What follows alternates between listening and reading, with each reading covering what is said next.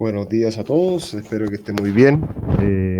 No sé si me escuchan o hay algún poco de interferencia, si me pueden confirmar para darles la bienvenida a esta nueva charla. Sí, José, te escucho súper bien. Perfecto, excelente. Bueno, bienvenidos a todos desde la Cámara Colombo Chilena. Los invitamos a esta segunda charla sobre protocolos de bioseguridad durante la crisis del COVID-19, para tratar en este día específicamente acerca de la implementación de los protocolos orientados hacia el sector de manufactura y retail o comercio al por menor, que fue justamente una de las medidas que decretó el gobierno la semana pasada para poder facilitar el proceso de apertura tanto de centros comerciales, de tiendas y también de distintos negocios relacionados con la venta en calle. Entonces va a ser muy interesante para todos los miembros y también para la gente que está participando en este webinar, escuchar de mano de dos expertas en temas de justamente derecho laboral, acerca de la implementación correcta de los protocolos de bioseguridad y de qué manera también las compañías pueden ir adoptando estas medidas de forma efectiva y exitosa. Entonces quisiera hacer una breve presentación o briefing de nuestras expositores. Tenemos a Daniela Caicedo, ella es asociada senior en Brigaro Rutia, abogada de la Universidad de los Andes, especialista en Derecho Laboral y cuenta con amplia experiencia también en Derecho Colectivo y de Seguridad Social. Muchas gracias, Daniela, por estar acompañándonos el día de hoy. Por otra parte, Luz María Herbeláez, abogada y auditora RUC del Consejo Colombiano de Seguridad en Sistemas y cuenta con amplia experiencia en administración de personal, seguridad y salud en el trabajo y relaciones laborales. Así que muchas gracias por tanto acompañarnos, Daniela y Luz María, en esta actividad, en este webinar, y esperamos que también sea de alto interés también para los oyentes que están participando el día de hoy en esta actividad de la Cámara Colombo Chilena. Así que nuevamente muchas gracias por acompañarnos. Entonces le doy la palabra a Daniela, Luz María para que puedan comenzar con su presentación.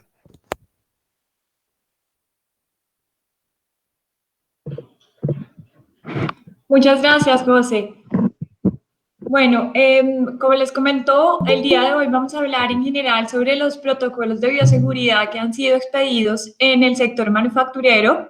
De manera paulatina, este sector ha tenido la expedición de varias resoluciones que han salido y la idea es que en este momento o en esta charla del día de hoy nos vamos a centrar en el protocolo que tiene que ver con la resolución 748, que es el tema de la manufactura de bebidas y alimentos, de productos químicos, petroquímicos y relacionados y otros productos metalúrgicos, minerales y básicos. Entonces, Luz María va a empezar a ponernos en contexto un poco y hablar sobre la importancia que tiene el sistema de gestión de seguridad y salud en el trabajo en la implementación y la adopción de estos protocolos de bioseguridad, y posteriormente vamos a hablar ya específicamente sobre estos protocolos. Entonces le doy paso a Luz María.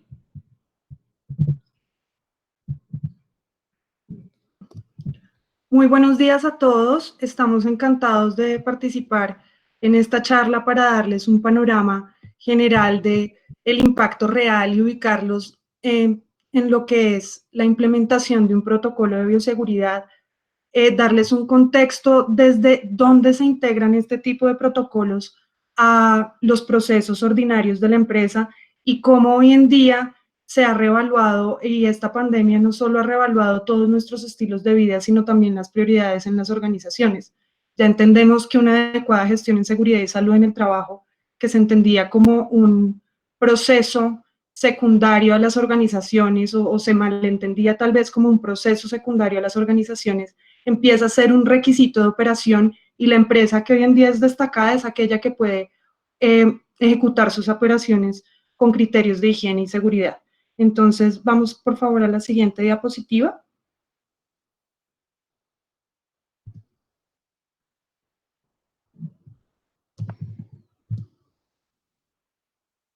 La otra, perfecto.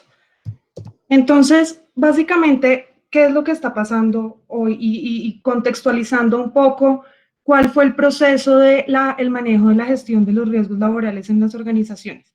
El primer avance que se dio en esta materia fue con la Ley 1562 de 2012. Ahí evolucionó y se revolucionó la forma de gestionar los riesgos laborales. ¿Cómo se revolucionó?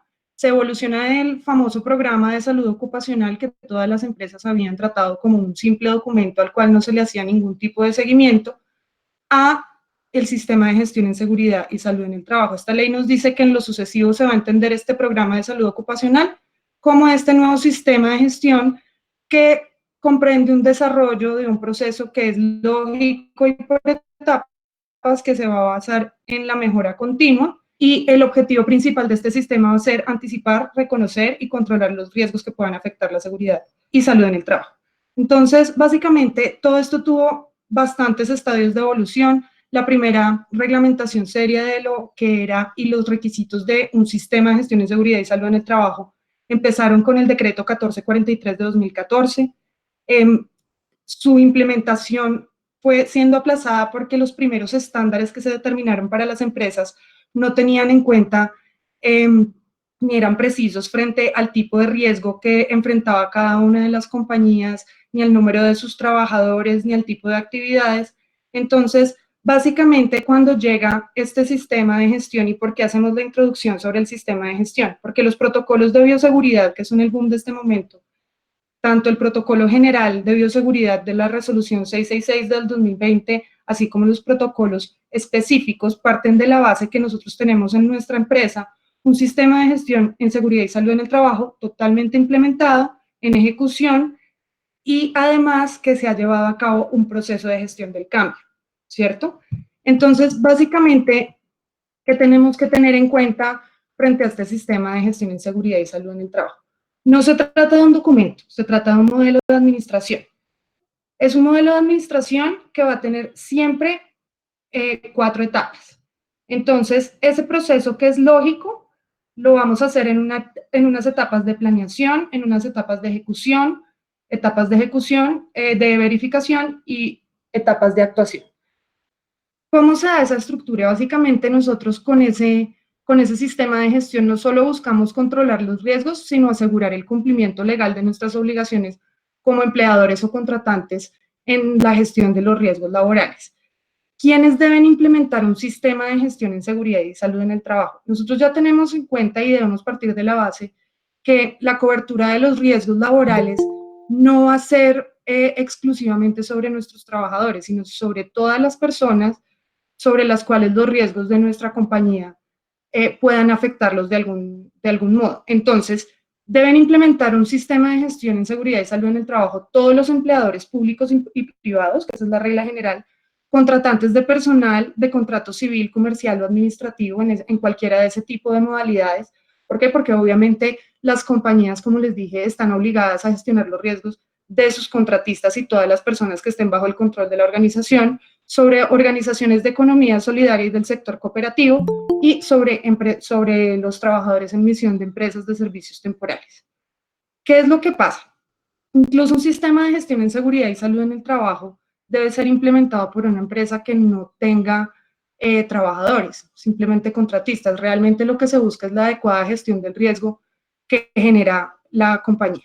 Entonces, si nosotros vemos que estos protocolos de bioseguridad parten de la base que tenemos un sistema de gestión totalmente implementado, ¿qué fue lo que pasó? Porque las compañías en este momento están en todo este descontrol tratando de implementar sus protocolos de bioseguridad. Esto es un proceso que ha llevado largo tiempo.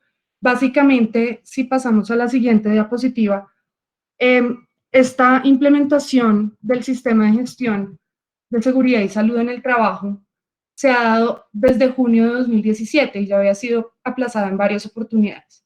Entonces, esto se ha dado mediante fases en las que el gobierno nacional le ha dado la oportunidad a las empresas que adapten sus sistemas de gestión, y encontramos cómo entre junio de 2017 y noviembre de 2019 se debió haber implementado en su totalidad el sistema de gestión en seguridad y salud en el trabajo por fases.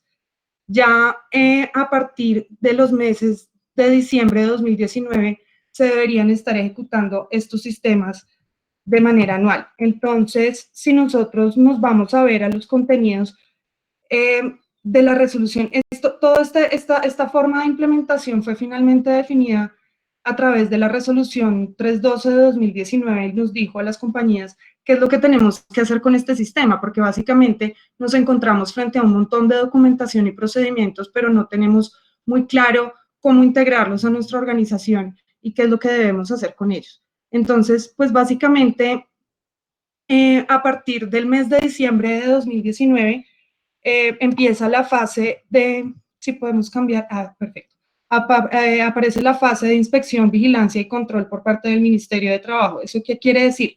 Quiere decir que a partir de noviembre de 2019 ya el Ministerio puede sancionarnos por no contar con la implementación del sistema de gestión en seguridad y salud en el trabajo conforme a las fases que ya nos dijimos.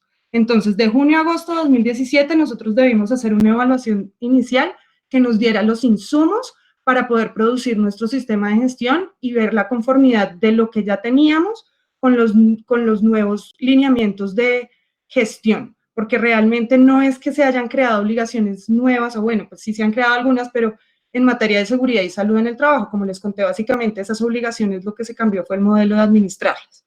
Luego que se hace esa evaluación inicial, como ustedes ven, el ciclo de gestión del sistema de gestión en seguridad y salud en el trabajo, parte de ese ciclo de planear, hacer, verificar y actuar. Entonces, luego de esa evaluación inicial, lo que se va a hacer es un plan de mejoramiento conforme a esa evaluación inicial. Entonces, a nosotros nos ha dado la resolución 312 de 2019, que ya fue una resolución que aterrizó un poco más los requisitos que debía tener cada organización para implementar su sistema de gestión en seguridad y salud en el trabajo, ubicándolos frente al tipo de riesgo y al número de trabajadores y el sector de la economía. Pues básicamente lo que hace es que cuando ustedes ejecutan ese plan de mejoramiento que va de septiembre a diciembre de 2000, que debió haber ido de septiembre a diciembre de 2017, empezarían ya con el insumo para la ejecución de ese sistema. Entonces, la fase 3, que fue de enero a diciembre de 2018, implica que se empiecen a ejecutar todas esas actividades que salieron de ese plan de mejoramiento de la evaluación inicial con otros dos insumos muy importantes. El primero, como vimos, es un sistema de cumplimiento legal, entonces se debe tener actualizada la matriz de requisitos legales, porque básicamente eso es a lo que está obligada la compañía, y se debe actualizar la identificación de peligros y valoración de riesgos. Básicamente con esos tres insumos, con ese plan de mejoramiento y esos dos matrices, nosotros podemos dar inicio a la ejecución, la formulación del plan de mejora anual, y nuevamente la idea es que como estos sistemas de gestión implican un seguimiento y un plan de mejora, como nosotros vimos, estos sistemas de gestión, la función principal es lograr la mejora continua, entonces la idea es que se haga una verificación, un seguimiento y nuevamente al identificar las debilidades del sistema de gestión se ejecute un plan de mejora. Entonces la idea es que a partir de diciembre de 2019 lo que tenían que haber hecho las compañías había sido aplicar la evaluación conforme a la resolución 312 de 2019, que es la que nos da los estándares mínimos para cada compañía. Elaboramos el plan de mejora conforme a ese resultado de los estándares mínimos y formulamos el plan anual del sistema de gestión en seguridad y salud en el trabajo del año 2020. Ya desde enero de 2020, todos esos sistemas de gestión se van a aplicar de manera anual y ese ciclo de aplicación de autoevaluación, elaboración de plan de mejora y formulación del plan anual del sistema de gestión del año siguiente se va a tener que hacer de manera anual. Entonces, ¿qué es lo que pasa frente a estos estándares mínimos? Hasta el momento esto está siendo controlado por las ARLs, donde se diligencia el formato de la resolución y se determina el nivel de cumplimiento, el nivel de avance del sistema de gestión en seguridad y salud en el trabajo, pero la idea es que a partir del mes de diciembre de 2020 en adelante, todos esos estándares y los planes de mejora que se debieron haber llevado a cabo en los años anteriores se deben registrar en la aplicación habilitada en la página web del Ministerio de Trabajo. Entonces, esto es la implementación normal de lo que tendríamos que haber hecho a diciembre. Entonces, ya tendríamos que iniciar nuestra ejecución anual del sistema de gestión, ya tendríamos que tener nuestro plan anual, pero llega la pandemia. Entonces, como este es un sistema dinámico, este sistema también prevé todos esos cambios disruptivos que pueden llegar a la organización, porque la idea es una adecuada gestión de los riesgos donde nosotros tengamos la capacidad de prever y controlar los impactos que esos riesgos puedan generarnos a nosotros en las organizaciones.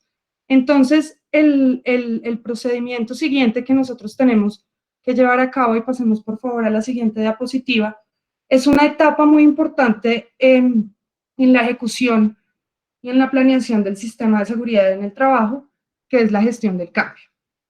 Entonces, ¿qué implica básicamente la gestión del cambio?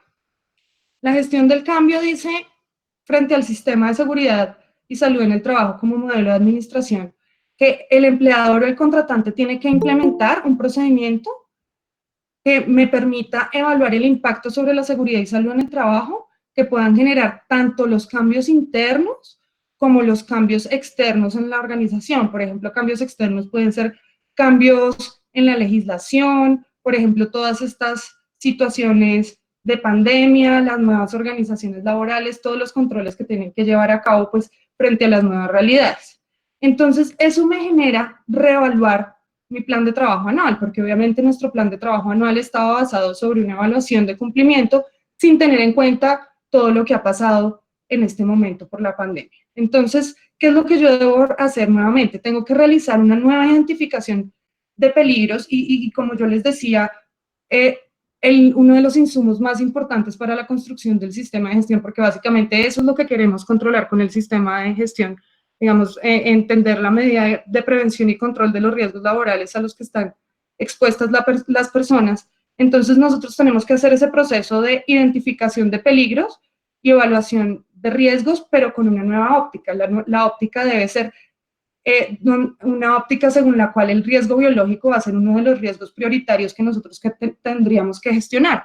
Básicamente, por ejemplo, cuando las organizaciones están en centros urbanos, no hacen, o digamos el riesgo biológico generalmente no es prioritario entre sus matrices de control de riesgos. Entonces, pues básicamente lo que tenemos es que actualizarla y no solo teniendo en cuenta el riesgo biológico, sino los demás riesgos inherentes a la situación.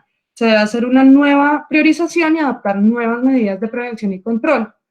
Y antes de su implementación se debe llevar a cabo un proceso con el Comité Paritario de Seguridad y Salud en el Trabajo, porque entre sus funciones legales, obviamente, está el acompañamiento y construcción del sistema de gestión en seguridad y salud en el trabajo, y la idea es que este sistema sea construido con la participación de todos los trabajadores, y pues quien más va a tener representatividad en este aspecto, pues va a ser el COPAST. Entonces, además de esto, cuando yo ya tenga estos nuevos insumos, reviso nuevamente cuáles son los requisitos legales que me son aplicables. Debo actualizar ese plan anual de trabajo en seguridad y salud en el trabajo. Entonces, básicamente, aquí ya vamos a llegar al tema de cómo integramos o qué parte del sistema de gestión puede venir a llegar a ser un protocolo de bioseguridad y cómo lo vamos a integrar a los procesos de gestión de seguridad y salud en el trabajo de nuestras empresas. Entonces, básicamente, estos protocolos hacen parte de la gestión de los peligros y los riesgos.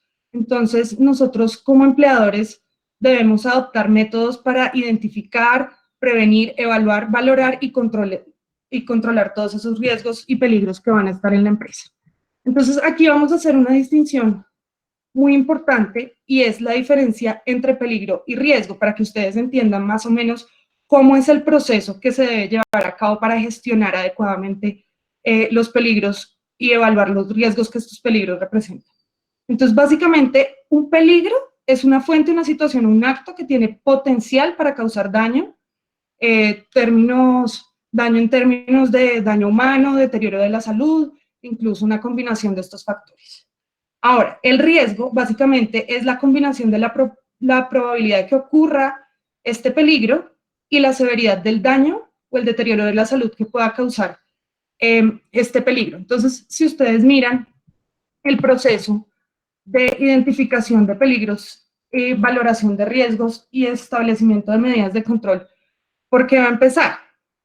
Entonces, primero, identificamos cuáles son los peligros a los que puede estar sometida nuestra organización. Después determinamos esos peligros, qué nivel de riesgo me generan y conforme a ese nivel de riesgo, nosotros vamos priorizándolos, gestionando los que son prioritarios en primera medida y ejecutando las medidas de prevención y control. Entonces, básicamente, y yo creo que pasemos a la siguiente diapositiva,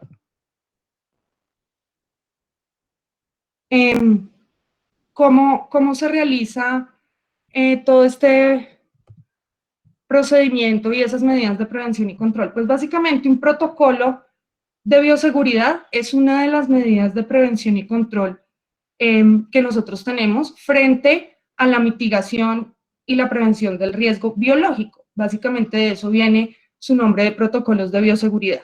Entonces, ¿cómo es el proceso lógico que se debe llevar a cabo para controlar un riesgo dentro de la compañía? Según el decreto 1072 de 2015, todas esas medidas de prevención y control se tienen que adoptar con base en un análisis de pertinencia.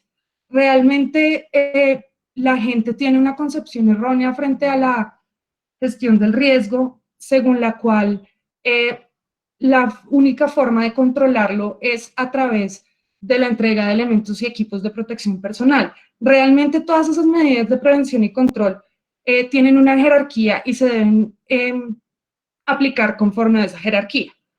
Entonces, básicamente, lo primero que yo debo buscar en una organización es eliminar el peligro y ese riesgo que me puede generar ese peligro. Entonces, básicamente, se toman medidas para hacer desaparecer ese peligro o ese riesgo.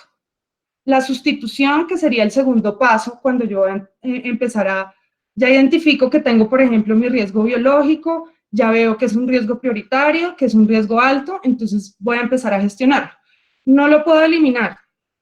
Entonces, ¿qué otras cosas puedo hacer? Entro a la sustitución. Entonces, medidas que se toman a fin de reemplazar un peligro por otro que no genere riesgo o que genere menos riesgo, ¿sí?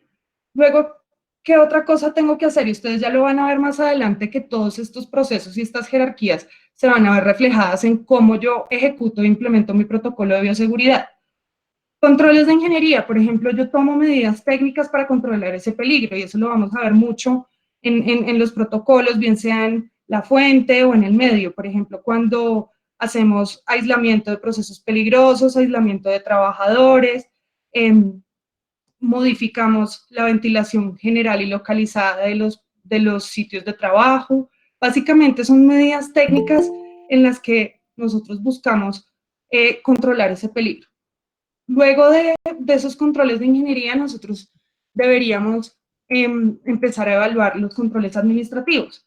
Esos controles administrativos son medidas que quieren reducir, ya no podemos evitar ni sustituir ese riesgo, entonces básicamente lo que buscamos aquí ya es, listo, no podemos con el riesgo, entonces vamos a reducir el tiempo de exposición al peligro, entonces ejecutamos medidas como rotación de personal, hacemos cambios en la duración o el tipo de exposición al peligro, cambiamos el tipo de jornada de trabajo, establecemos sistemas de señalización, advertencia, demarcación de zonas de riesgo, procedimientos, protocolos y trabajos seguros, controles de acceso a áreas de riesgo, permisos de trabajo, etc. Entonces, nosotros ya vemos cómo en esas medidas de prevención y control, los protocolos de bioseguridad integran controles administrativos también de esos riesgos biológicos. Ya por último, cuando vemos que se implementan esos controles administrativos conforme a la jerarquización, vamos a empezar a pensar en la entrega de equipos y elementos de protección personal. Entonces, pues ya como todos los conocemos, es el uso de dispositivos, accesorios y vestimentas que buscan protegerlos contra posibles daños a su salud o su integridad física derivados de la exposición de los peligros. Entonces, no solo el empleador tiene que suministrar estos elementos y equipos de protección personal que tengan cumplimiento con las disposiciones legales vigentes, todo lo que cumplan con todas las normas sanitarias y regulatorias que se han expedido y estar muy pendiente básicamente de todo este movimiento de información que ha hecho, por ejemplo, el INVIMA frente a los elementos y equipos de protección personal y sus requerimientos técnicos. Y tenemos que entender, como ya les había dicho, que los elementos de protección personal se deben usar de manera complementaria ante a las anteriores medidas de control y nunca debemos usarlos de manera aislada. No va a ser, digamos, el primer mecanismo de gestionar el riesgo.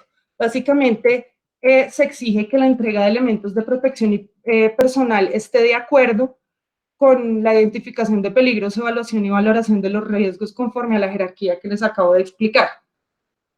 Entonces, pues, cosas generales frente a la entrega de esos elementos de protección personal, que va a ser uno de los elementos fuertes que vamos a trabajar en nuestro protocolo por el tipo de riesgo que estamos viviendo, es que, pues, básicamente no solo deben suministrarse sin ningún costo para el trabajador, sino que ellos deben conocer cómo es la forma correcta de utilizarlos, cuáles son los procedimientos de mantenimiento o reemplazo, y la idea es que se asegure en todo momento el buen funcionamiento y el recambio de los elementos de protección personal según su vida útil.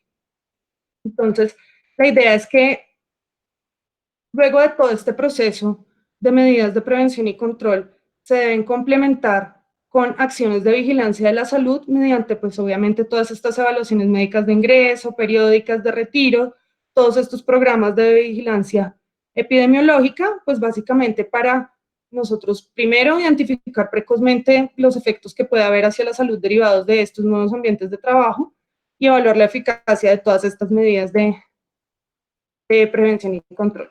Cerrando el ciclo, pues básicamente nosotros vamos a encontrar que el empleador va a estar obligado a corregir todas esas condiciones inseguras que se presenten en el lugar de trabajo, obviamente de conformidad con las condiciones específicas y los riesgos asociados a la tarea. Y una de las acciones, pues, principales, y como ya vimos todo este estadio de evolución, partimos de la base que para tener un protocolo de bioseguridad, nosotros tenemos que tener montado un modelo de gestión del riesgo laboral, y que es algo que es absolutamente prioritario, obligatorio, y que digamos que para las autoridades ya es absolutamente claro que en este momento pueden entrar a sancionar a las compañías, sobre todo en un momento en el que entidades como el Ministerio de Trabajo se encuentran en procesos de fiscalización laboral rigurosa, y hemos tenido en nuestra experiencia bastantes requerimientos a clientes donde nos exigen no solo la ejecución del protocolo de bioseguridad, sino el movimiento general de todo este sistema de gestión en seguridad y salud en el trabajo, la aplicación de la gestión del cambio, la nueva priorización de riesgos y todas estas nuevas medidas de prevención y control, actualizando ese plan anual de gestión en seguridad y salud en el trabajo con la aprobación y verificación del COPAST. Entonces, ya entendiendo que los protocolos de bioseguridad son medidas de prevención y control del riesgo laboral, le paso la palabra a Daniela para que vayamos estudiando no solo el contexto, sino básicamente ya en forma qué es un protocolo de bioseguridad, cómo opera el protocolo general, la complementariedad de todos estos protocolos específicos y todos estos procesos que se deben llevar a cabo ante las autoridades para poder reiniciar operaciones, así como los riesgos de no ejecutar ni cumplir con estas obligaciones legales. Entonces, Daniela. Gracias, Luz María. Entonces, ahora con todo este contexto y viendo que los protocolos de bioseguridad hacen parte y tienen que ser integrados con el sistema de gestión de seguridad y salud en el trabajo, vamos a ver específicamente qué son estos protocolos, cuáles son los protocolos específicos que se han expedido en el sector de la manufactura y cuáles son los requisitos que actualmente tienen que cumplir las compañías para poderse registrar y para poder reactivar operaciones. Entonces, podemos pasar a la siguiente diapositiva, por favor. Los protocolos de bioseguridad nacieron entonces como una parte o por decirlo de alguna manera coloquial, como un hijo del sistema de gestión de seguridad y salud en el trabajo.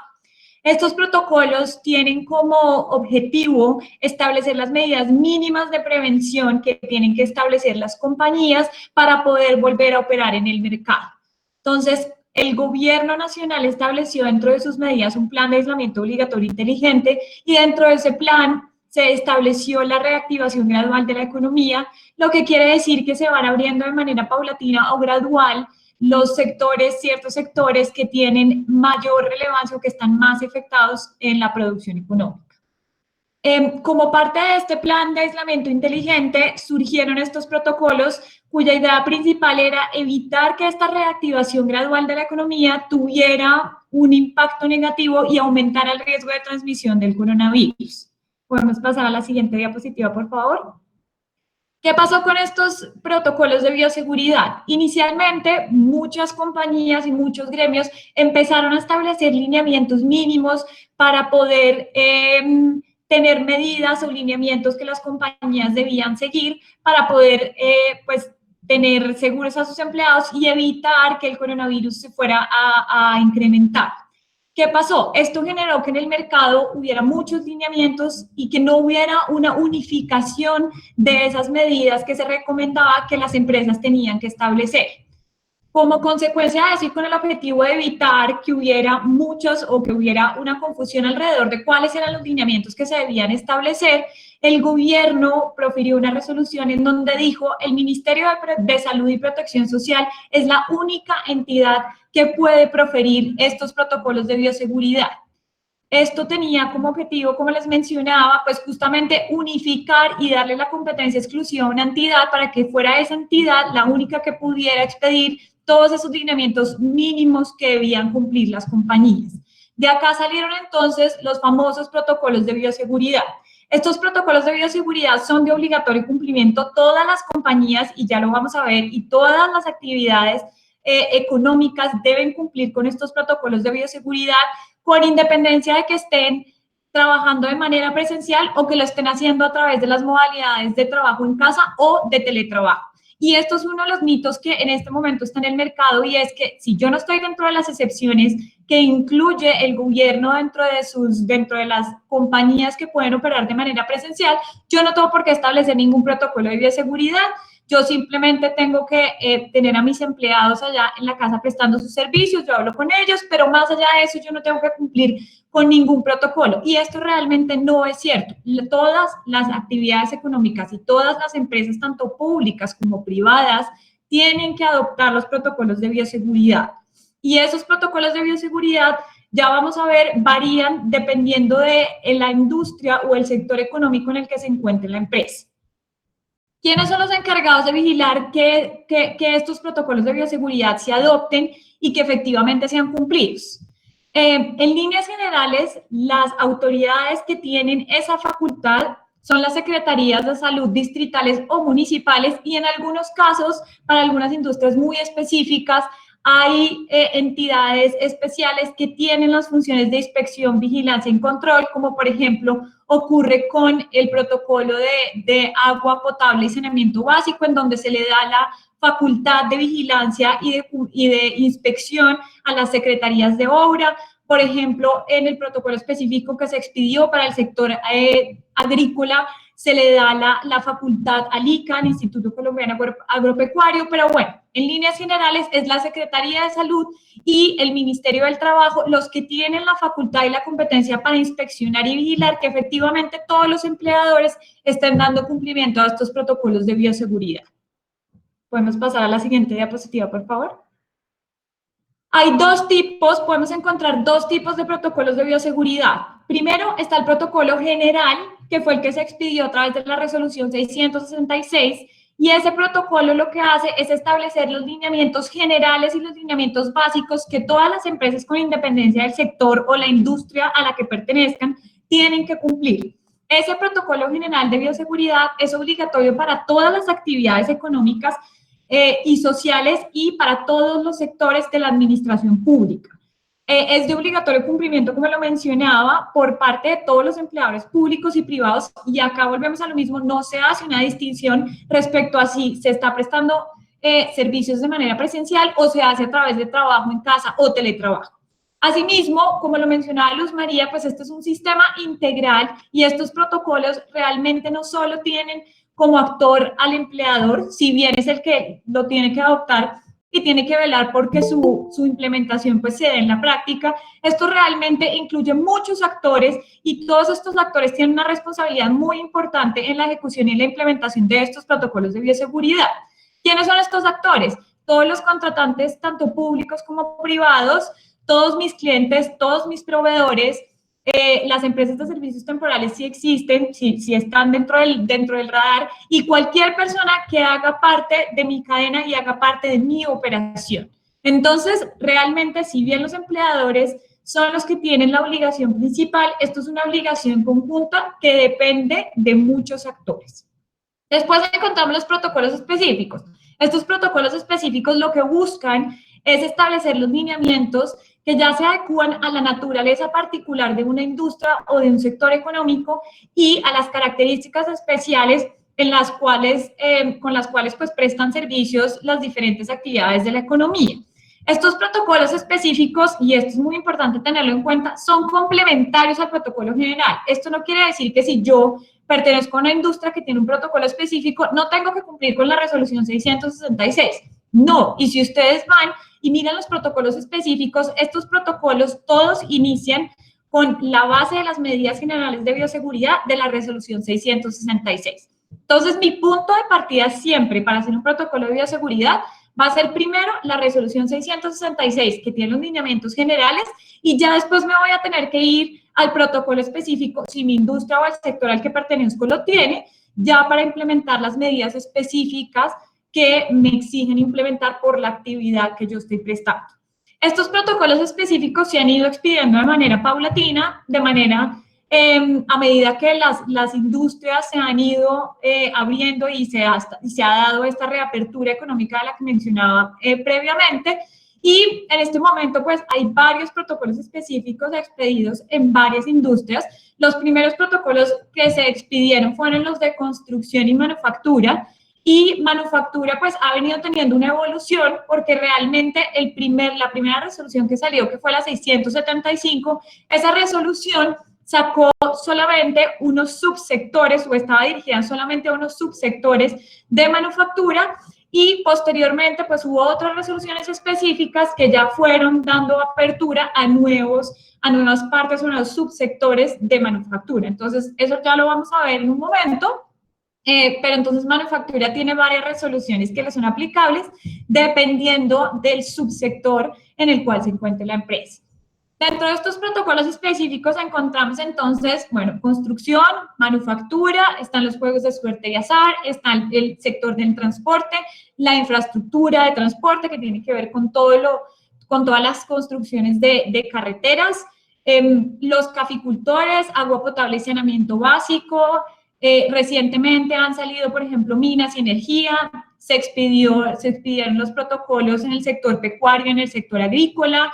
Asimismo, para las plataformas digitales, mensajería, comercial por mayoría al por menor para determinadas actividades, y para los médicos veterinarios, entre otros. Entonces, en este momento, hoy en el panorama, ya tenemos varios protocolos específicos que van direccionados a sectores o a industrias determinadas de la economía.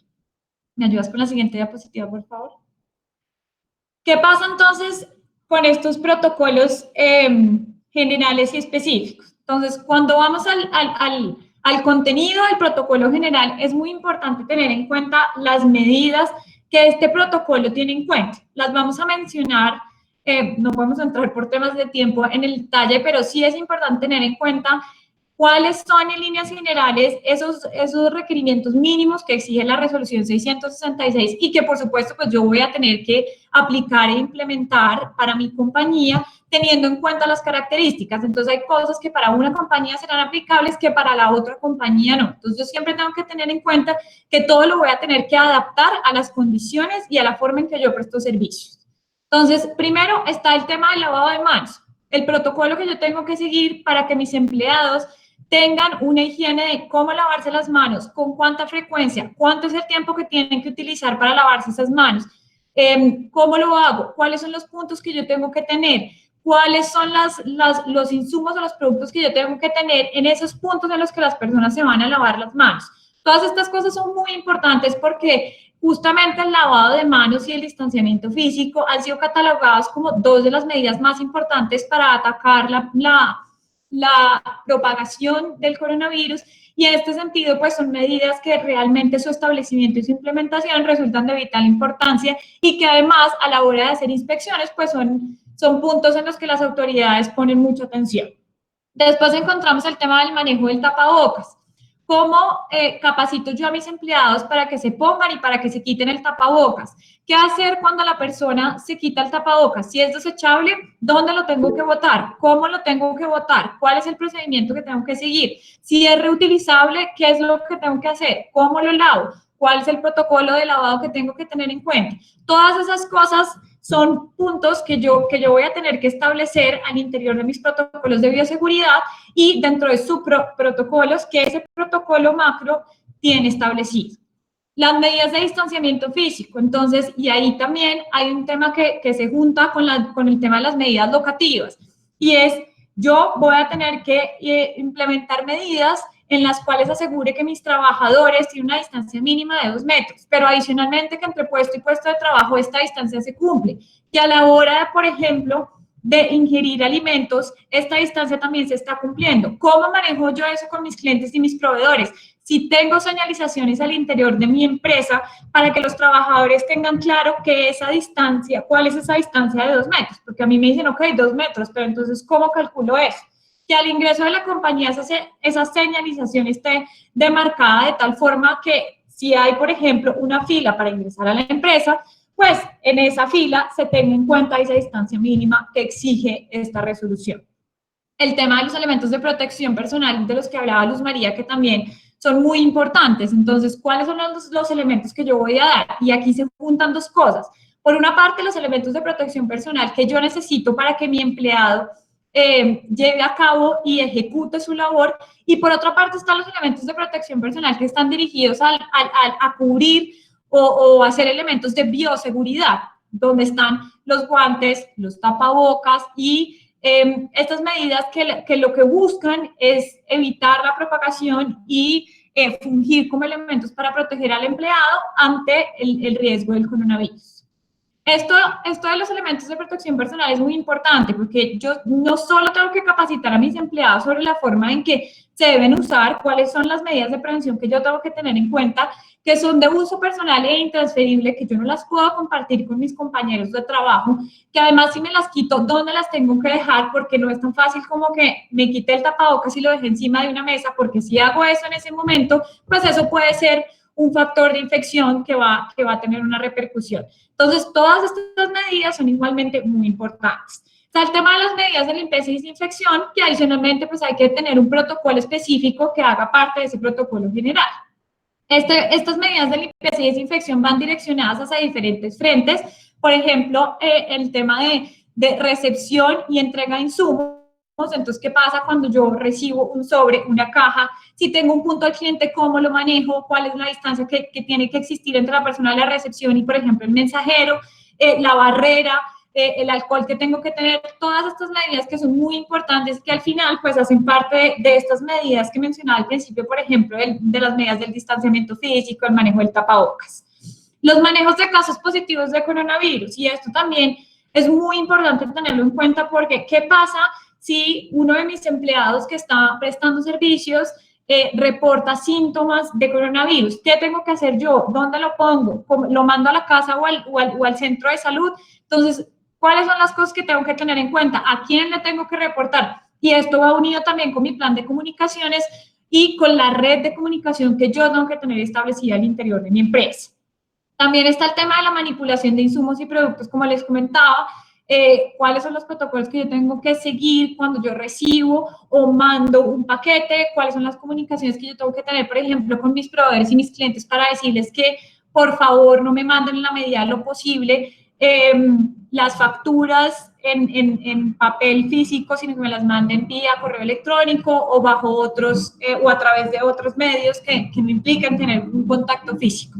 El manejo de residuos, y este tema ha causado bastante controversia. ¿Por qué? Porque en el tema ambiental, el manejo de residuos pues tiene unos colores y tiene unos lineamientos muy específicos.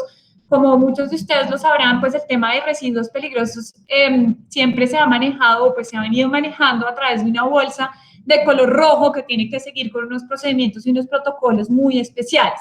En este caso, la resolución 666 lo que hizo fue decir, los residuos que tengan que ver con elementos de protección personal de bioseguridad, como los tapabocas, los guantes, yo los voy a tener que depositar en unas bolsas de color negro, dobles, las cuales tienen que estar selladas con un rotulado que diga que son residuos que vienen de coronavirus para evitar que, por ejemplo, los reciclados lo vayan a abrir, y tienen que estar en unas canecas tapadas. ¿Qué ha generado esto? Esto genera mucha controversia porque pues realmente estos son residuos que vienen derivados del coronavirus y como tal pues generan un riesgo biológico. Entonces, este riesgo biológico pues ha chocado de alguna manera con esta regulación que a nivel ambiental hay sobre el manejo de los residuos peligrosos. Entonces, hay que tener mucho cuidado porque en este momento, por ejemplo, la Secretaría de Salud está exigiendo que esas bolsas sean de color negro y se maneje como la resolución 666 lo ha establecido. Sin embargo, pues como les mencionaba, es un tema que en este momento está o va en contravía de lo que en materia ambiental se está estableciendo. Por lo cual, pues ya veremos si la Secretaría de Salud tiene algún pronunciamiento, decide modificar esto o simplemente lo vamos a seguir manejando a través de las bolsas de color negro. Ahora está el tema del trabajo en casa, como les mencionaba. Si bien yo no estoy prestando servicios de manera presencial, eso no quiere decir que yo no tengo que cumplir con nada. Yo tengo que cumplir con las medidas. Por ejemplo, el tema de manejo de casos positivos. Yo puedo tener un empleado que esté en la casa y pueda tener síntomas o pueda resultar ser un caso positivo de coronavirus. Entonces, esas medidas yo las tengo que implementar para esos empleados que están prestando servicios desde su casa, ya sea a través de la modalidad de trabajo en casa o a través de la modalidad de teletrabajo. Está también el tema del monitoreo y manejo de situaciones de riesgo. Entonces, ¿qué pasa si un empleado presenta un síntoma o si, por ejemplo, una de las personas o miembros de la familia con los que convive tiene un síntoma o es reportado como caso positivo de coronavirus? ¿Cómo actúo yo si lo tengo que mandar a aislamiento preventivo o si lo dejo en la casa y no tengo ningún problema? Todas esas son las cosas que yo tengo que tener en cuenta dentro de este protocolo. Los temas de organización laboral. Yo voy a tener que establecer turnos para evitar que haya conglomeraciones de empleados y adicionalmente porque a nivel distrital las alcaldías han venido estableciendo unas jornadas de trabajo especiales dependiendo de la industria. Ya vamos a ver que la industria de la manufactura tiene una jornada de trabajo especial. También el tema de la interacción entre trabajadores y con terceros, que es otro tema muy importante, de cómo entonces hago yo que todos mis empleados no estén entrando a la misma hora ni estén saliendo en el mismo momento, que no tomen pausas activas a la misma hora, que cuando vayan a ingerir alimentos, que si por ejemplo la empresa tiene un casino al interior, cómo manejo para que todos mis empleados no estén al mismo tiempo, que entre las mesas haya una distancia mínima de 2 metros, todas estas cosas para evitar que justamente pues haya una conglomeración, como lo mencionaba, de empleados. Las medidas locativas, que también pues hace referencia a todas estas medidas que yo tengo que implementar y las adaptaciones que yo tengo que hacer al interior de mi compañía para poder implementar de manera global y de manera efectiva pues estos protocolos de bioseguridad. El desplazamiento desde y hacia el lugar del trabajo. En este momento el llamado de las alcaldías y del gobierno ha sido que se debe incentivar el uso de mecanismos alternativos de transporte, de medios alternativos de transporte, y desincentivar de alguna manera el uso de transporte masivo, pues teniendo en cuenta el riesgo que esto puede implicar. Las capacitaciones, y esto es un punto importantísimo porque de nada sirve que yo tenga en la práctica unos protocolos que pueden ser muy lindos, pero si al final yo no los puedo implementar y yo no les genero conciencia a mis trabajadores sobre la importancia del cumplimiento de estos protocolos, pues realmente no voy a hacer nada. Entonces, pues esto es, como yo les mencionaba, esto es un plan conjunto de trabajo que yo tengo que estar alineado no solo con mis empleados, sino con mis contratistas, con mis clientes, con mis proveedores. Y por último está el plan de comunicaciones, que también pues hace parte de los empleados tienen que tener claro a quién le tienen que reportar los casos, la misma compañía tiene que saber qué pasa si hay un caso positivo o si hay una persona que me reporta síntomas, a quién le tengo que informar, si tengo que cumplir con obligaciones adicionales, cuáles son esos canales y qué es la información que yo le tengo que dar a las autoridades. Y acá también pues entra el tema de la Corona App, que es la aplicación que el gobierno pues estableció para el reporte de los casos. ¿Me ayudas con la siguiente diapositiva, por favor? Entonces, ahora sí vamos a entrar específicamente en el sector de la manufactura. En el sector de la manufactura se han proferido realmente 3 protocolos específicos. La primera resolución, pues, que fue la 666, que estableció el marco general, Después vino la resolución 675 que habló de unos subsectores muy específicos de la industria manufacturera. Posteriormente vino la resolución 738 que ya regulaba el tema de la manufactura para equipos electrónicos, para elaboración o manufactura de equipos de transporte y de colchones y sommeliers. Y la última resolución que expidió el gobierno, que es la resolución 748, que habla de la manufactura o la elaboración de alimentos y bebidas, de la industria petroquímica, química y sus relacionados, de otros productos minerales no metalúrgicos, no metálicos y de los productos metalúrgicos básicos. Vamos a ver que acá hay una diferencia muy importante en el tema del registro y de la autorización en estos protocolos, porque, como ustedes lo pueden ver, esta resolución 748, pues lo que establece o lo que regula es la manufactura de una industria que ha venido operando desde el inicio de la cuarentena, desde el inicio del aislamiento, que esto es desde el 22 de marzo. ¿Por qué? Porque se considera que son bienes y servicios básicos de primera necesidad para la población y, por ende, estas son actividades de manufactura que realmente nunca tuvieron un pare o pues nunca tuvieron una interrupción en la prestación de sus servicios. Entonces, pasamos a la siguiente, por favor.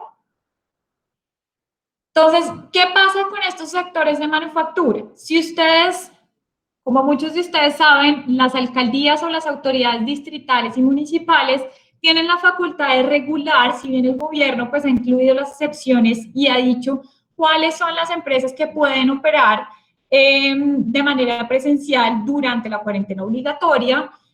Las autoridades distritales son las que tienen la facultad y la competencia para determinar de qué manera van a poder prestar servicios y cuáles son los requisitos específicos que se tienen que cumplir. Y acá es donde entra el famoso tema del registro y la autorización.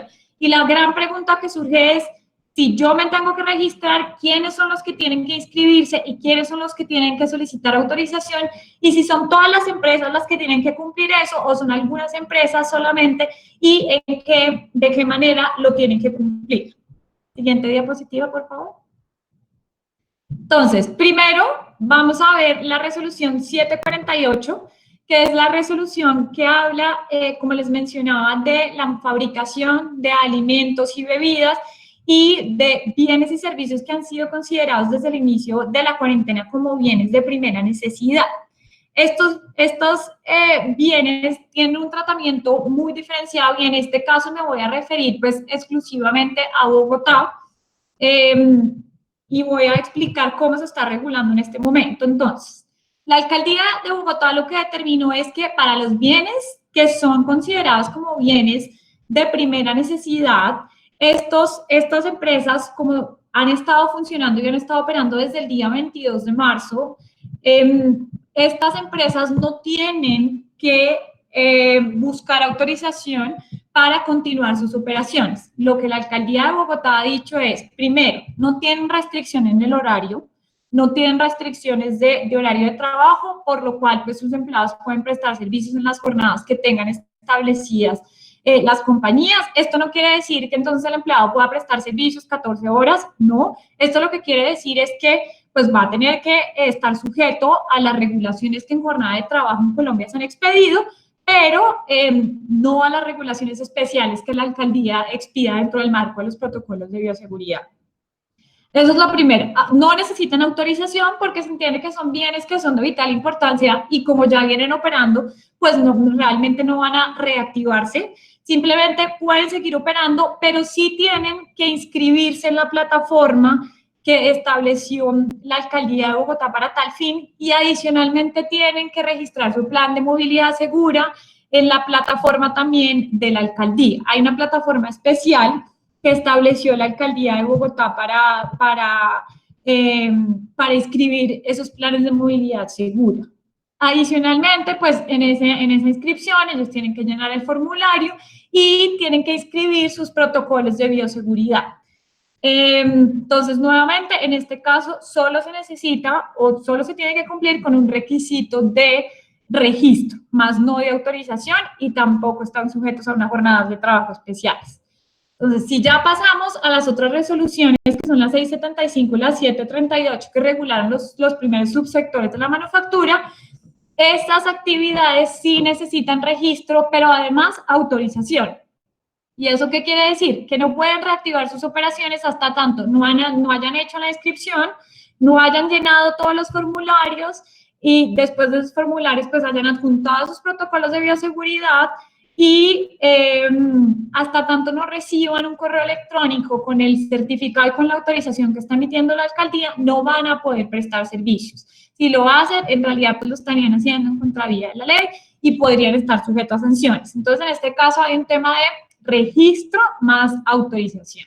Adicionalmente, tienen las mismas obligaciones del tema del plan de movilidad segura y con el nuevo decreto que sacó la alcaldía de Bogotá, que es el decreto 128, se establece que adicionalmente todas las empresas, y esto también va para las empresas de bienes y servicios que prestan bienes y servicios de primera necesidad, tienen que escribir en la plataforma a todos sus empleados y a todos sus contratistas. Y para eso el decreto dio un plazo de 8 días desde la expedición del decreto, que el decreto fue expedido el 24 de mayo. Entonces, pues eso es digamos, un nuevo requisito que anteriormente la gente no sabía si tenía que cumplir o no. Bueno, ya está establecido y ya lo incluye el decreto 128. Y adicionalmente, para estas empresas se establece unas jornadas de trabajo especiales que para el sector de manufactura la alcaldía estableció que tienen que prestar servicios entre las 10 de la mañana y las 5 de la mañana. Ese es el plazo que la alcaldía le dio a las empresas para que puedan poner a sus trabajadores a prestar servicios, a las empresas que pertenecen, por supuesto, a los sectores de la manufactura. Siguiente, por favor.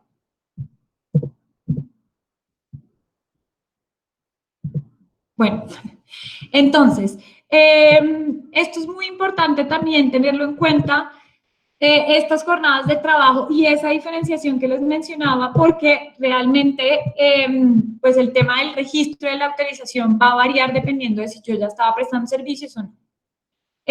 Acá también hay un resumen, si quieres puedes pasar a la siguiente, por favor.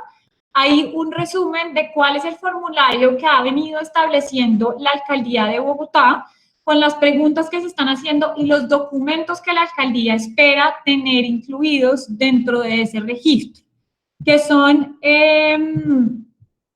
entonces, el formulario tiene 57 preguntas que está dividido en 11 secciones. Al principio le piden a uno los datos de la persona que diligencia el formato, después los datos de la empresa, después la dirección, y después se pide el tema de los trabajadores de la empresa, el número de personas que reinician, el número de personas que siguen trabajando desde la casa. Después se pide el registro de trabajadores y acá la misma plataforma me da un archivo en Excel con 66 campos que yo tengo que diligenciar. Y acá es muy importante que yo como compañía cuente con el formato de autorización de tratamiento de datos personales de mis trabajadores, porque yo no puedo suministrar información de mis empleados, y menos si son datos sensibles, por ejemplo, como los datos de salud, sin su autorización expresa. Entonces, es muy importante que previo a la realización de todos estos registros, yo cuente con el formato de autorización de tratamiento de datos personales para cada uno de mis empleados. Adicionalmente, está el plan de demanda segura, el plan de manejo de demanda segura. La plataforma lo que exige es que yo entregue un certificado y ese certificado me lo da la misma plataforma. Es un archivo en PDF que yo descargo, diligencio y después en el mismo formulario me da la oportunidad de adjuntar todo eso en un solo archivo. Después, entonces, están lo que piden es el protocolo de lavado de manos, el protocolo de desinfección de áreas comunes, las condiciones de salud de salud y trabajo y el plan de contingencia para coronavirus, que es muy importante y que también hace parte del sistema de gestión, las medidas establecidas por la empresa, entonces los líderes de seguridad y salud en el trabajo que tengo que tener por cada área, los signos y cómo yo identifico el procedimiento que tengo que establecer para saber si alguna persona tiene signos o síntomas que estén relacionados con el coronavirus, el procedimiento para asignar las herramientas, los equipos y la dotación que yo le entregue, el protocolo para el manejo de residuos. Bueno, acá están todos los protocolos, los subprotocolos que me exige el protocolo general y mi mismo protocolo específico, y al final hay una declaración juramentada que es el mismo formulario que me la da. Entonces, hay unas afirmaciones, yo le hago clic a esas afirmaciones y esa es la declaración juramentada. Entonces, no es que yo tenga que entregar un documento adicional ni nada de eso. Entonces, como hemos visto, pues en el sector de la manufactura hay realmente 3 resoluciones. Vamos a hablar específicamente sobre la última resolución que sacó el Ministerio de Salud y Protección Social, que es la resolución 748. A través de esa resolución se adopta el protocolo de bioseguridad para la prevención del coronavirus en la industria manufacturera, para la elaboración de alimentos y bebidas, de la industria petroquímica, química y sus relacionados, de otros productos minerales no metálicos y de los productos metalúrgicos básicos. Estos protocolos tienen que ser adoptados y ajustados en el plan de contingencia que tenga la empresa, tienen que estar integrados al sistema de gestión de seguridad y salud en el trabajo y adicionalmente pues tienen que ser socializados, implementados y evaluados por el área correspondiente, ya sea de seguridad y salud en el trabajo o de gestión humana o de manera conjunta. Siguiente. Entonces, vamos a ver cuál es el contenido del protocolo específico de la resolución 748. Como les mencionaba, pues hay una base que son las medidas generales de bioseguridad de la resolución 666. Después, entonces, vamos a ver las medidas adicionales que se establece para la industria manufacturera en general. La industria manufacturera es estos subsectores que acabo de mencionar. Y después lo que hace el protocolo es coger cada subsector específico y establecer unas medidas especiales para cada subsector. En este caso, pues como tenemos el tiempo muy limitado, vamos a hablar de las medidas generales que estableció este protocolo para la industria manufacturera. Al principio encontramos las medidas locativas que, como les mencionaba, pues hay un tema de adecuación, de cómo yo voy a modificar y adecuar mis instalaciones al interior de la empresa para poder implementar pues todas estas medidas. Y esto implica, por ejemplo, el tema de la señalización, que tengo que tener entonces marcado y las medidas para que los empleados puedan saber los 2 metros, pues en qué momento se cumplen. También pues tengo que tener todos los, por ejemplo, todos los baños con las, donde estén los protocolos y el procedimiento específico que los empleados tienen que seguir para lavarse las manos. Donde estén además todos los elementos que son necesarios y requeridos para lavarse las manos y todo pues lo que exige en general la resolución 666. Adicionalmente hay un tema de mantenimiento y desinfección, entonces cómo desinfecto yo no solo las áreas de trabajo, sino por ejemplo las zonas de descarga que tengo que tener establecidas. Y acá el protocolo específico nos establece un procedimiento especial pues para el cargue y el descargue de insumos y productos, lo cual es muy importante. La idea es que pues los empleados en líneas generales se laven las manos antes y después de recibir un producto, que lo hagan en una zona de descarga especial, que pues es una zona que en teoría pues está alejada de las otras zonas que estarían desinfectadas, que estas personas pues tienen que desinfectar estos productos antes de pasarlo a la otra zona, que no tiene que, en la medida de lo posible, no tiene que haber contacto, por ejemplo, si llega un camión o otro medio de transporte con los insumos y los productos, pues en la medida de lo posible que la persona que viene manejando no se baje y no tenga contacto con los otros empleados. El uso del alcohol para desinfectar estos productos y todas estas medidas que en general, digamos, todos estos protocolos específicos, no solo el de manufactura, han venido estableciendo. También está el tema de herramientas de trabajo y elementos de dotación y es entonces cómo hago yo entrega, cómo me certifico yo que efectivamente mis empleados estén haciendo uso adecuado de estas herramientas y estos elementos de dotación, que no los vayan a utilizar por fuera del horario laboral y menos por fuera de la empresa. Y sobre todo esto implica también pues el cambio de la ropa de trabajo. Las personas cuando ingresan a las instalaciones tienen que cambiarse la ropa con la que venían desde la calle o desde afuera, tienen que tener su ropa de trabajo y posteriormente pues tienen que hacer un nuevo cambio antes de irse a su casa. Y la idea es que nunca los empleados pues tengan puesto el uniforme o la ropa de trabajo durante la movilización desde o hacia el lugar de trabajo. Después entonces está el tema de la manipulación de insumos y productos, como les comentaba, que se tienen que desinfectar, que por ejemplo la resolución habla de la recepción, de una recepción donde hay una persona que está encargada de recibir la mensajería y todo lo que llegue, tienen que tener una división como la que hemos visto, por ejemplo, no sé, las personas que hayan ido a los bancos o en otras entidades donde han puesto unas divisiones en un material especial para que no haya contacto directo entre una persona y la otra, que si la persona que viene a entregar los documentos o la caja o el insumo o el producto no tiene guantes, primero se echa alcohol, que ahí tiene que haber alcohol, que la persona además tiene que tener el producto desinfectante para desinfectar el sobre o el paquete que reciba y ponerlo en un lugar especial. Y por último encontramos el tema de los elementos de protección personal que pues nuevamente son muy importantes y que la capacitación ahí cumple pues un papel importantísimo. Y después el protocolo habla del capital humano y regula el tema de la interacción dentro de las instalaciones con terceros, el desplazamiento desde y hacia el lugar de trabajo y el plan de comunicaciones. Básicamente, por ejemplo, en la interacción con terceros se recomienda que las empresas tengan comunicación directa con sus proveedores para que los proveedores no acudan a la compañía al mismo tiempo, que funcione a través de un sistema de turnos y que solo se atienda a un proveedor a la misma vez para que nuevamente pues, no haya una aglomeración de personas ni de proveedores en las instalaciones de la empresa. El desplazamiento desde y hacia el lugar de trabajo, que nuevamente la invitación es a incentivar a los trabajadores a que usen medios alternativos de transporte, ya sea la bicicleta, una patineta u otros medios en la medida de lo posible que no sean transportes o transporte público que pueda resultar masivo, por ejemplo, como el Transmilenio, pues por el riesgo que esto implica y porque pues hay ciertas zonas en las que mantener el distanciamiento físico puede llegar a ser un poco complicado.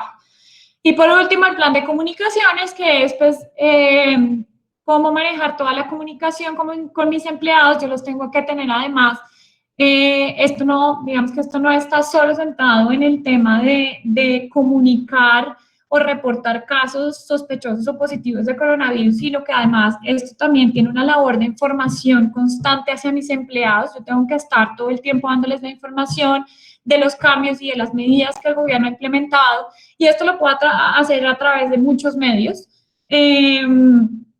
Y, por ejemplo, como el uso de televisores, el uso de campañas, el uso de envío, por ejemplo, de boletines virtuales en donde los empleados pues, puedan tener acceso a toda esta información sin que haya, en la medida de lo posible, documentos físicos que no estén siendo compartidos entre empleados.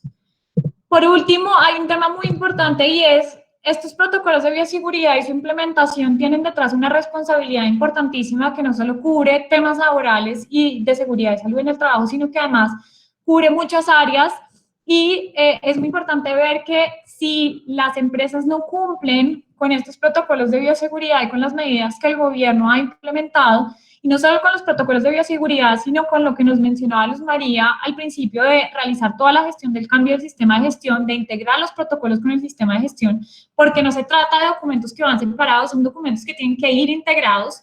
Y como les mencionaba, pues los protocolos de bioseguridad realmente son unos hijos del sistema de gestión. Entonces, pues es muy importante que realmente funcionen de la mano, que la compañía los alinee y que realmente pues no solo se implementen estos protocolos, sino que se lleven a cabo todas las medidas y toda la gestión del cambio que se requiere para el sistema de gestión. Si eso no se hace, pues las consecuencias pueden estar desde el tema penal. Los decretos generales lo que establecen, los decretos de aislamiento obligatorio lo que establecen es una sanción penal de pena o de prisión entre 4 y 8 años. El decreto único reglamentario del sector salud también establece multas sucesivas hasta por 10.000 salarios mínimos diarios vigentes. Por el incumplimiento de las obligaciones en materia de seguridad y salud en el trabajo, también hay unas multas que varían entre 1 y 500 salarios mínimos legales mensuales vigentes. Adicionalmente, pues hay un tema de culpa patronal, por ejemplo, si el trabajador llega a tener algún daño derivado de este incumplimiento, pues el empleador puede ser obligado a indemnizar totalmente todos los perjuicios que por esta actuación, este incumplimiento se hayan generado.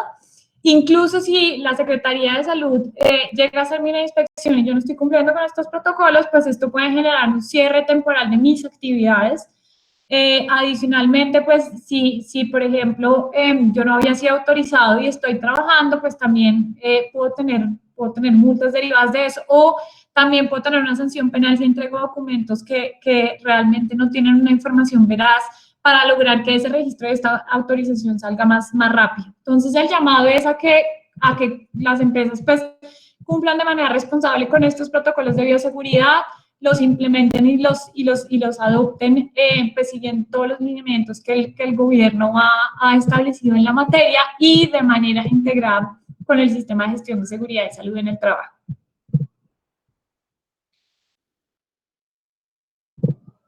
Entonces, bueno, con esto pues damos finalizada nuestra charla y entonces ahora vamos a pasar a responder las preguntas que ustedes puedan tener o que hayan tenido durante la intervención.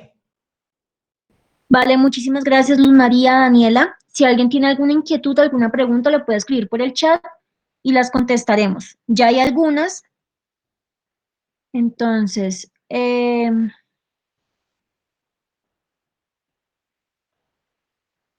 listo. Marlene pregunta, si tengo una empleada que nos informa que su hermana es sospechosa de coronavirus, ¿la empresa debe también tomar medidas con la empleada? Es decir, no dejar que vaya a trabajar. ¿Su trabajo no es posible realizarlo desde casa? Pues lo que dice la resolución 666 y de hecho varios protocolos específicos lo que dicen es que si algún miembro de la familia es sospechoso o es reportado como un caso positivo de coronavirus, la empresa tiene que establecer como medida preventiva el aislamiento obligatorio. Es decir, tiene que mandar a la persona a prestar sus servicios desde la casa. Y esto tendrá que cumplirse hasta tanto su familiar o la persona con la que convive no haya sido, no le haya salido la prueba que confirme que confirme que tiene coronavirus o que no tiene. Si sale la prueba diciendo que no es un caso positivo, pues en teoría la persona podría volver nuevamente a las instalaciones, pero hay que hacerle un seguimiento y un reporte constante para ver que pues, no vaya a presentar ningún síntoma. Pero lo ideal sería que hasta que la persona o el familiar con el que convive no tenga el resultado, este trabajador se quede en la casa prestando servicios a través pues del teletrabajo. Si sus labores no lo permiten, pues la idea es tratar por ese tiempo de buscar alternativas o de hacer un análisis de reconversión laboral que me permita a mí que ese trabajador pueda prestar otros servicios durante ese periodo de tiempo. O tratar de buscar alternativas, por ejemplo, como las que da la circular 33 de dar una licencia remunerada compensable, o buscar otras alternativas pues para que la persona pueda estar en casa. Pero acá lo más importante realmente es enviarlo a la casa y hasta que no tengamos un parte donde digan que el familiar o la persona con la que convive tuvo o no tiene coronavirus, pues no vuelva a prestar servicios. Sí, y ahí básicamente también lo que tenemos que tener en cuenta es que el Protocolo General de Bioseguridad nos obliga a establecer un canal de información entre el empleador, la EPS y la ARL para que se informe cualquier sospecha de síntoma o cualquier contacto estrecho con personas confirmadas, y pues la idea es que se maneje de manera confidencial, como lo había dicho Daniel. Básicamente hay que asegurarse de reportar esos casos sospechosos a las entidades correspondientes. Y cuando pues, vemos que alguno de los trabajadores experimente síntomas, fiebre, sospecha de contagio, pues lo que decía Daniela, básicamente lo que se tiene que hacer es darse ese aislamiento y avisar a la EPS para que establezca los pasos a seguir. Básicamente lo que se tiene que hacer ahí es bloquear de la programación de turnos de trabajo a esa persona hasta tanto no sea dado de alta por el servicio médico. Listo. Josefina pregunta, me gustaría saber acerca del pago de los días de aislamiento preventivo que pide la Secretaría de Salud o EPS en muchos casos. Muchos trabajadores son operativos o no tienen el equipo para trabajar desde casa. ¿La empresa tiene el deber de pagar los 15 días de aislamiento?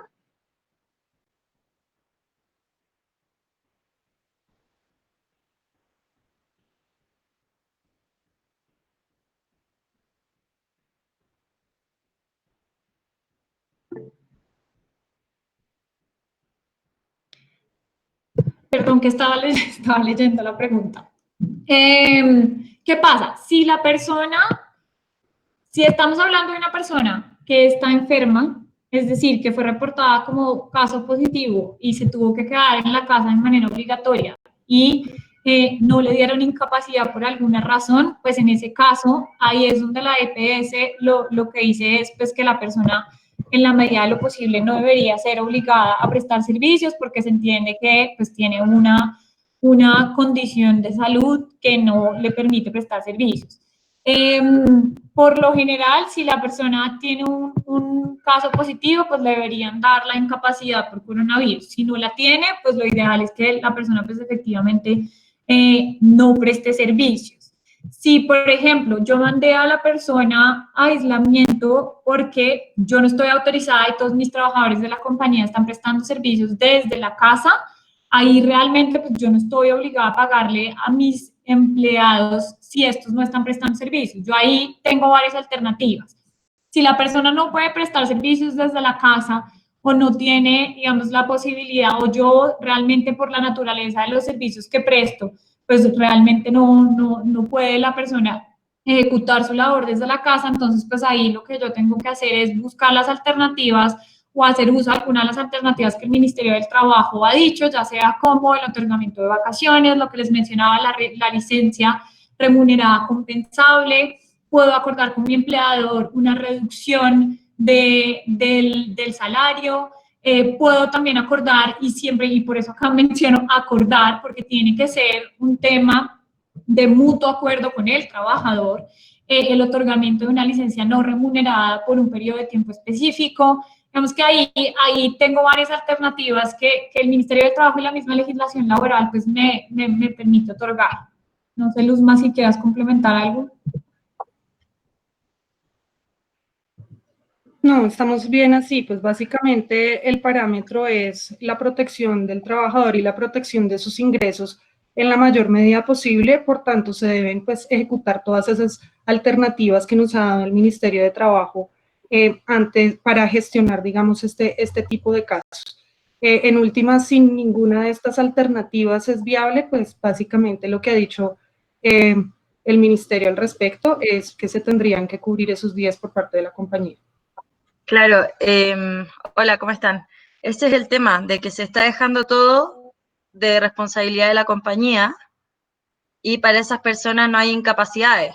Entonces, a mí mis clientes lo que me dicen es, ya gasté el recurso de las vacaciones, ya los mandé un tiempo con licencia remunerada, porque llevamos 2 meses en cuarentena. ¿Qué pasa ahora? Porque si uno ve una compañía pequeña, 10 trabajadores, a lo mejor bien, pero si tenemos empresas de 10.000 trabajadores que todos los días están presentando a lo mejor 10 casos de COVID, más los 4 compañeros de al lado, son 50 casos fuera de aislamiento. Entonces, son 15 días que yo tengo que estar pagando sueldo, porque las vacaciones ya hay 3 ciclos fuera. ¿Qué recursos se está haciendo para las empresas? Porque ya no se puede seguir castigando a las compañías. Ese es el tema. Claro, no, es totalmente válida tu pregunta. Yo creo que el tema hay que revisarlo caso por caso. No es posible, digamos, que tener una respuesta que te cubra todos los casos, porque yo creo que hay situaciones diferentes. Y si bien, pues tú lo que mencionas es, no se le puede trasladar toda la responsabilidad a la compañía, con lo cual estoy de acuerdo. En materia laboral hay un principio muy importante que dice que los trabajadores pueden participar de las utilidades de los empleadores, pero nunca asumir sus riesgos o pérdidas. Y en parte, pues ahí hay un tema de responsabilidad, y es que yo tampoco le puedo trasladar todo el riesgo a mi trabajador. Entonces, por eso te decía, pues yo también tengo que mirar caso por caso. Si es, por ejemplo, una situación en la que yo puedo probar que, por ejemplo, la persona incumplió con las medidas o que, por ejemplo, estaba obligado a quedarse en la casa e incumplió con ese aislamiento obligatorio, o si fue a la compañía, no hizo uso de los elementos de protección, pues yo ahí realmente puedo tener una base para decir que realmente pues no voy a pagar el salario. Pero entonces hay otros casos también en los cuales pues la persona ha seguido todo, yo no tengo ninguna excusa que me permita a mí decir, pues yo tampoco en ese caso le puedo trasladar la responsabilidad al trabajador por haberse contagiado, porque pues realmente al final el hecho de que yo también lo haga ir a prestar servicios, etcétera, etcétera, pues tiene un riesgo inmerso. Entonces, yo creo que darte una respuesta general a esa pregunta es un poco complicado. Yo creo que hay que revisar caso por caso, hay que revisar la situación del empleado, cuáles fueron las condiciones, qué fue lo que pasó, y ahí tomar una decisión de cómo manejar. Gracias. Listo. Natalia pregunta, buenos días, quisiera que me confirmaran por favor el tema de los horarios que se deben manejar en una empresa que es un laboratorio farmacéutico.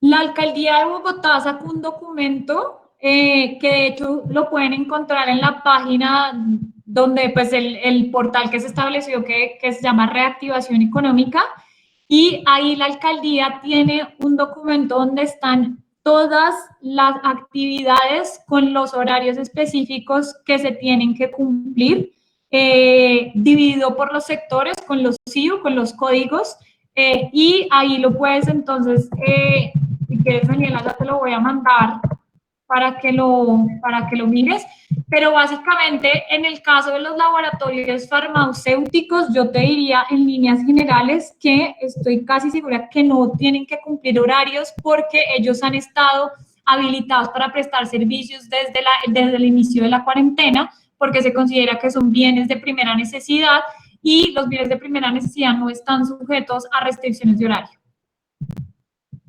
Listo, gracias Daniela. Entonces, si quieres me envías eso y yo se lo transmito a Natalia.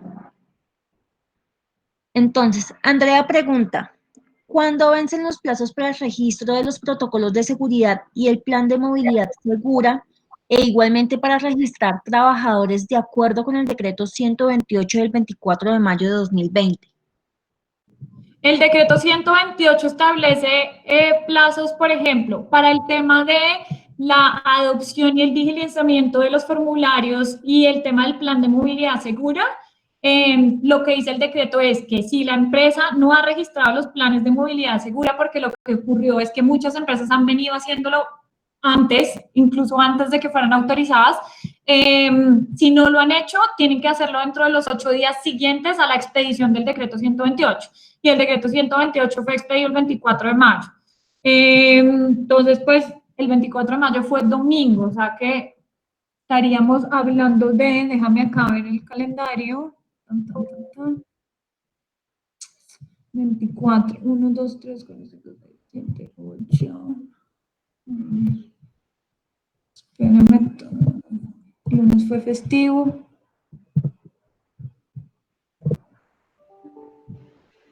Bueno, ya te digo exactamente cuándo es la fecha, pero lo que dice el decreto son 8 días siguientes a la expedición del decreto. Para el plazo del registro de los empleados y de los contratistas, el decreto dice exactamente lo mismo, que dentro de los 8 días siguientes a la expedición del decreto, y en el caso en que la compañía no haya hecho el registro, se tienen que registrar la totalidad de los trabajadores y de los contratistas que presten servicios en la empresa. Y de hecho también establece una obligación adicional, y es que los empleadores tienen que informar a través de la misma plataforma y a través de la línea 123 si alguno de los empleados presenta síntomas relacionados con el COVID-19, y en ese caso lo que dice es que si la persona presenta síntomas no se le tiene que permitir que preste servicios y se debe permitir que permanezca en su lugar de residencia por lo menos 8 días.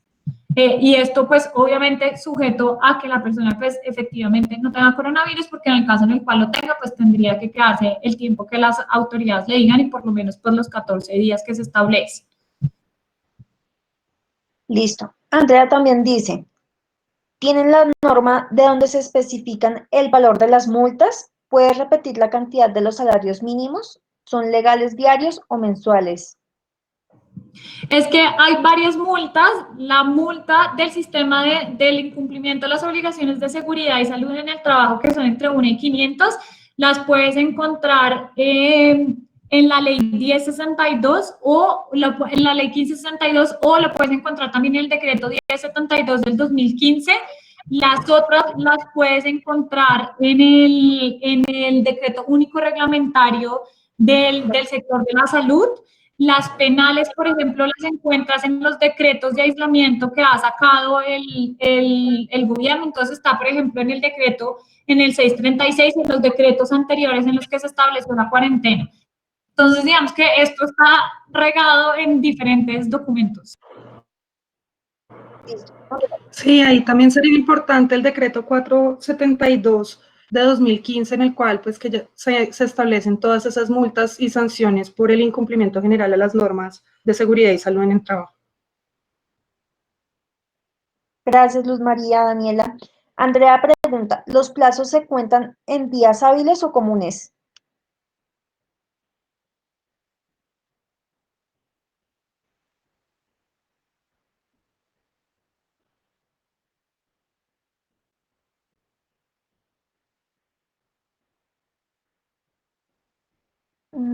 Daniela, ¿me escuchas? Luz María.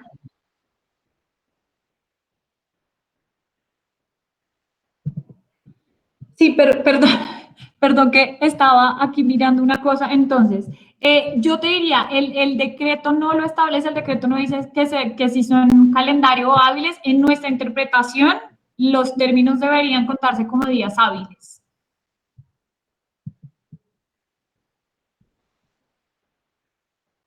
Listo, por el momento no veo más preguntas. Entonces, muchísimas gracias, Daniela, muchísimas gracias, Luz María, por su tiempo, su disposición. Entonces, si surge alguna duda adicional, yo se las haré llegar correspondientemente para que puedan aclararla. Y nuevamente, muchísimas gracias a los asistentes, gracias por conectarse, su participación. Y los esperamos en la próxima charla, que va a ser enfocada, pues, digamos que al tema comercial y digamos que hablando también de cosas más específicas de todos los protocolos que van saliendo. Entonces, para que estén muy atentos de la convocatoria que hacemos por LinkedIn, por Facebook, y cualquier duda, pues, les envío mi correo por el chat para que me escriban para cualquier inquietud o requerimiento que tengan.